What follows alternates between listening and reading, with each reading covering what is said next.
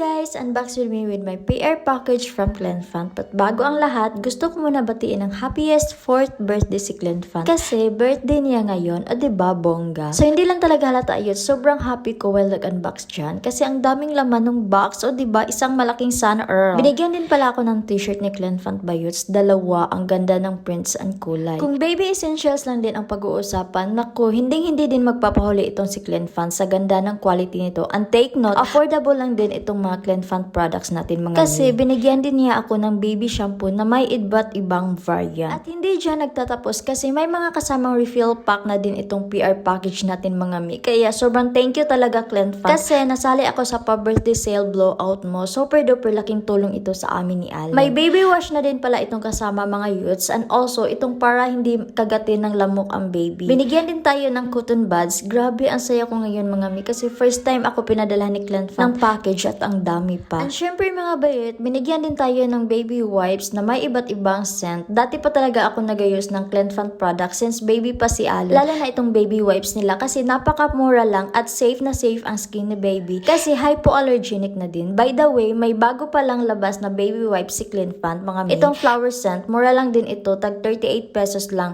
at ang bango niya. 80 sheets na din ang laman nito kaya napakasulit sa presyo. Safe na safe din ito sa mga newborn natin. Kaya if you want to try our new baby wipes flower scent, check out mo na yan, go. And yun lang, grabe ang dami, makart-heart talaga sa mata ang mga bagong baby essentials ni Alan from Clenfant. So ito na pala lahat yung laman mga mi. Grabe super thank you talaga Clenfant. The best ka talaga. Never jud magmahay sa quality ng Clenfant kay grabe jud ka wow. 11 over 10 jud dadaring dapita. Yun lang po for today's video kasi mukhang mahaba-haba na ang chika natin dito. Kaya yun lang, bye!